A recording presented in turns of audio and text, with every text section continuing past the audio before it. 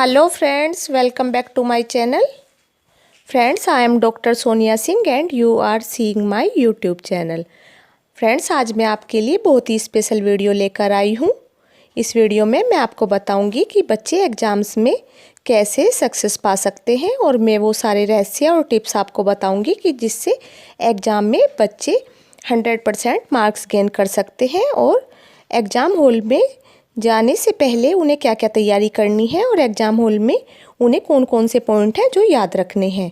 तो video skip किए बिना कंप्लीट देखिएगा जिससे कि आपको वीडियो का फ़ायदा मिल सके। आजकल फ्रेंड्स स्टूडेंट्स में एक बात जो देखने में आ रही है वह है कि उनका मन और मस्तिष्क असंतुलित होने लगा है। उनमें अत्यधिक भय, चिंता और तनाव होने लगा है और उसके कारण उनके मन की शक्ति कम होने लगती है और जो भी वे याद करते हैं और तैयारी की हुई होती है वह सब भूल जाते हैं। तो इससे बचने के लिए आपको क्या करना है कि आपको अपने एग्ज़ाम की पूरी तैयारी करनी है। कोई भी आपको पॉइंट ऐसा नहीं छोड़ना है जिससे कि आपको एग्ज़ाम हॉल में जाके प्रॉब्लम हो। तो अब मैं आपको बता रही हूँ कि आप अपने एग्ज़ाम में सक्सेस पाने के लिए वो कौन सा रहस्य है जो आप कर सकते हैं। परीक्षा से पहले कुछ दिन का समय एक ऐसा समय होता है जो बहुत ही महत्वपूर्ण होता है। इसमें एक एक पल का हमें सदुपयोग करना है और यह भी एक कला है जो अगर छात्र इसे सीख ले तो वह सफल होने से उन्हें कोई नहीं रोक पाएगा। तो परीक्षा की तैयारी करते समय कौन कौन से बिंदु हैं जो ध्यान रखने हैं। सबसे पहले तो आपने जो पूरे साल भर पढ़ा है उसे अपने एग्ज़ाम से पहले दोहरा ले। उसे रिवाइज करना बहुत ही ज़्यादा इम्पोर्टेंट है। अगर आप कोई नया चैप्टर पढ़ना चाहते हैं तो उससे ज़्यादा इम्पोर्टेंट है कि उसे आपको रिवाइज करना होगा।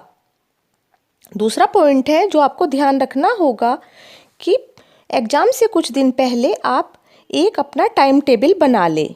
उसमें यह निर्धारण करें कि किस समय आपको कौन सा सब्जेक्ट पढ़ना है और कब उसका रिवाइज करना है। सोते, जागते, पढ़ते, भोजन और विश्राम के समय आपको सारे ये सुनिश्चित करने होंगे कौन कौन सा टाइम आपको किस लिए रखना है। तो सेकंड पॉइंट है आपको टाइम टेबल बनाना। थर्ड पॉइंट है आप अगर जिस टाइम सोते हैं उससे पहले आपको रिवीजन करना बहुत ज़रूरी है। अगर आप सोने से पहले पढ़ लेंगे तो वह हमारे अनकॉन्शियस माइंड में सेव हो जाता है और सुबह जब आप उठेंगे तो आपको उसे रिवीजन करना होगा। तो अगर आप 1 महीने तक इस तरह का अभ्यास करेंगे तो यह प्रैक्टिस आपके बहुत काम आएगी और आप उसे कभी भी भूल नहीं पाएंगे। फोर्थ पॉइंट है फ्रेंड्स जो काफ़ी इम्पोर्टेंट है, एक्सरसाइज और योगासन। आपको एक्सरसाइज और योगासन से आपको बहुत ही फ़ायदा मिलेगा। आप मॉर्निंग का कुछ टाइम निश्चित कर लें जिसमें आपको योग करना है और इससे आपको एक्स्ट्रा ऑक्सीजन मिलेगी जो आपकी पढ़ाई में बहुत ही हेल्पफुल होगी। फिफ्थ पॉइंट है फ्रेंड्स, इसमें है आपको बैलेंस डाइट लेनी होगी।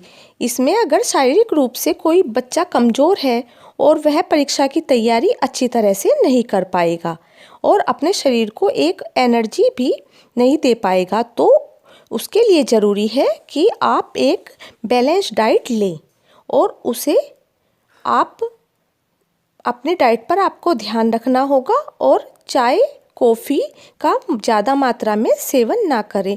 इससे आपकी सेहत पर एक नेगेटिव इफ़ेक्ट पड़ेगा।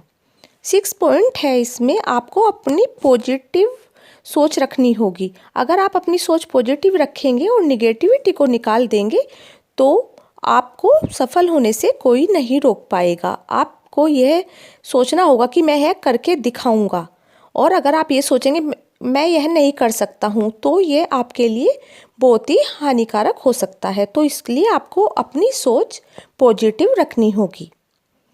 नेक्स्ट पॉइंट है इसमें कि आपको अपनी पढ़ाई का जो जहाँ पर आप बैठकर पढ़ते हैं वो अपनी पढ़ाई का स्थान वो आपको बहुत ही शांतिपूर्ण, जहाँ पर ताज़ी हवा आती हो और वहाँ पर शोर शराबा कम हो और इससे आपके अगर आप ऐसी जगह बैठकर पढ़ेंगे तो आपके अंदर एक ताजगी आएगी और आपकी कंसंट्रेशन भी भंग नहीं होगी। तो आपको अपनी पढ़ाई का स्थान भी बहुत ही सोच समझकर रखना होगा। नेक्स्ट पॉइंट है कि उसमें आपको उचित नींद लेनी होगी। अगर आप अपनी नींद पूरी करेंगे तो अपने शरीर को विश्राम भी देंगे तो आपको कमजोरी महसूस नहीं होगी और आप ज़्यादा ताजगी के साथ पढ़ाई कर पाएंगे। विश्राम। नेक्स्ट पॉइंट में मैं आपको बता रही हूँ कि परीक्षा से पहले पाठ्यक्रम को दोहराते समय स्टूडेंट घंटों लगातार पढ़ते रहते हैं। इससे उनका मन और मस्तिष्क थकने लगता है। इससे बचने के लिए एक टाइम डिफरेंस रखना चाहिए और उसके बीच बीच में आपको थोड़ा बहुत रेस्ट लेना चाहिए और गहरे लंबे सांस लेते रहने चाहिए। नेक्स्ट है पिछले साल के परीक्षा पत्रों का अवलोकन करते रहें। इसमें आपको यह ध्यान रखना होगा कि जो लास्ट ईयर के परीक्षा प्रश्न पत्र हैं उन्हें आप देखते रहें कि किस तरह के क्वेश्चंस आते हैं और उससे आपको यह भी पता चल जाएगा कि आप कितने टाइम में कितने क्वेश्चन सोल्व कर सकते हैं। तो आपको अपनी तैयारी का भी वैल्यूएशन करने का मौका मिलेगा। नेक्स्ट पॉइंट है फ्रेंड्स मौखिक एग्जाम वाइवा।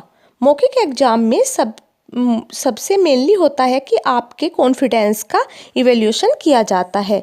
तो आप एक दर्पण के सामने खड़े होकर निडरतापूर्वक बोलने का आपको प्रैक्टिस करनी होगी। तो मिरर के सामने आप खड़े होकर अपना प्रेजेंटेशन देते रहें तो इससे आपके अंदर एक कॉन्फिडेंस आ जाएगा। अब फ्रेंड्स मैं आपको बता रही हूँ कि परीक्षा जब आपका एग्ज़ाम होने वाला है उससे एक दिन पहले आपको क्या क्या स्पेशल तैयारी करनी होगी। तो इसमें सबसे पहले आपको ध्यान रखना होगा कि अगर नेक्स्ट डे आपका एग्ज़ाम है तो आपको एक दिन पहले की रात्रि में आपको पूरी नींद लेनी चाहिए जिससे कि आपके अंदर एक एनर्जी और एक ताजगी बनी रहे। तो इससे आप एग्ज़ाम हॉल में जाकर थकावट का महसूस नहीं करेंगे। नेक्स्ट है परीक्षा से जाने से पहले आपको हल्का और एक पर्याप्त भोजन लेना चाहिए जिससे कि आपको एक जितनी आपको एनर्जी की ज़रूरत होगी वो आपको मिल सके और आपको अपने मन को शांत और बैलेंस रखना होगा। नेक्स्ट है ईश्वर को प्रणाम करते हुए उनका आशीर्वाद लेते हुए रात्रि में आपको सोना है और सुबह को जल्दी जाकर अपना एक बार हल्का फुल्का रिवीजन कर लें। किसी भी आकस्मिक विपदा से बचने के लिए समय से पूर्व ही परीक्षा भवन के लिए प्रस्थान करें। आपको लेट नहीं होना है, अपना थोड़ा पहले ही आपको जाना चाहिए जिससे कि रास्ते में अगर कोई प्रॉब्लम होती हो तो आप लेट न हों। अब फ्रेंड्स मैं आपको बता रही हूँ कि एग्ज़ाम हॉल में कौन कौन से ऐसे बिंदु हैं जो आपको ध्यान रखने हैं। सबसे पहले फ्रेंड्स आपको यह ध्यान रखना है कि आपको एग्ज़ाम हॉल में जाते ही ईश्वर को प्रणाम करना है और अपने परीक्षा भवन में प्रवेश करके अपने माइंड को एक पॉजिटिव एनर्जी के साथ रखना है, उसे बैलेंस करके रखना है जिससे आपको यह विश्वास होना चाहिए कि आप सक्सेसफुल ज़रूर होंगे। और आपको यह भी ध्यान रखना है कि अगर आप एग्ज़ाम हॉल में अपने प्रश्न पत्र को पढ़ रहे हैं तो उसमें शिक्षक के निर्देशों को ध्यानपूर्वक आपको पढ़ना है और सुनना है और आपको अपने प्रश्न पत्र को पूर्ण रूप से देखकर उसका बाह्य अवलोकन करना है कि इसमें हमें कितने पेज का हमारा क्वेश्चन पेपर है और हमें इसमें कौन कौन से क्वेश्चन सोल्व करने हैं। और आपको यह भी ध्यान रखना होगा कि किस प्रश्न को पहले हल करना है और सरल प्रश्नों को सबसे पहले हल कर ले जिससे कि आपका एक बैलेंस बन जाएगा कि एक स्पीड आपकी बन जाएगी और आप में एक कॉन्फिडेंस भी आ जाएगा। तो इसलिए आपको सबसे पहले जो इजी क्वेश्चंस हैं उन्हें आपको हल करना है और आपको यह भी ध्यान रखना है कि आप एक सीरीज में क्वेश्चंस करते चले, फर्स्ट सेकंड थर्ड फोर्थ, ऐसे नहीं कि पहले आपने लास्ट क्वेश्चन कर दिया और फिर उसके बाद आप उसकी सीरीज कोई भी कर सकते हैं। तो ऐसा नहीं करना है, आपको एक ही सीरीज में क्वेश्चंस लेकर चलने हैं। अगर आपको कोई क्वेश्चन नहीं आता है तो आप उसकी जगह छोड़ दें और आपको सफाई का बहुत ही ध्यान रखना है कि आपकी राइटिंग बहुत ही स्पष्ट होनी चाहिए और ज़्यादा सुंदर लिखने के चक्कर में भी आप अपने टाइम को वेस्ट न करें। तो आपको समय का भी ध्यान रखना है और अपनी राइटिंग का भी बहुत ध्यान रखना है। और फ्रेंड्स मैं आपको बता दूं कि अगर आपका टाइम समाप्त होने जा रहा हो तो किसी भी प्रश्न को रिक्त न छोड़े, कुछ शब्दों में ही सही उसका उत्तर अवश्य लिखें क्योंकि छोड़ने से अच्छा है कि आप छोटे छोटे लाइंस में उसे छोटे छोटे क्वेश्चंस कर सकते हैं कि ज़्यादा लंबा न करें, तो उसे आप अपनी लिमिट्स के अनुसार कर सकते हैं। और सबसे अंत में मैं आपको यही कहूँगी कि सभी प्रश्नों के उत्तर पढ़ने के लिए कुछ समय को आपको बचा कर रखना है। जो भी कुछ कमी रह जाती है तो उसे पूरा करने की आपको पूरा प्रयास करना होगा। तो फ्रेंड्स, ये थी मेरी आज की वीडियो। और अगर आप चाहते हैं कि इस तरह की वीडियोज़ मैं आपके लिए और भी बनाती रहूं, तो आप मेरे चैनल को सब्सक्राइब कर लीजिए, जिससे कि मेरी वीडियो के लिंक आप तक पहुंच सके। Bye bye.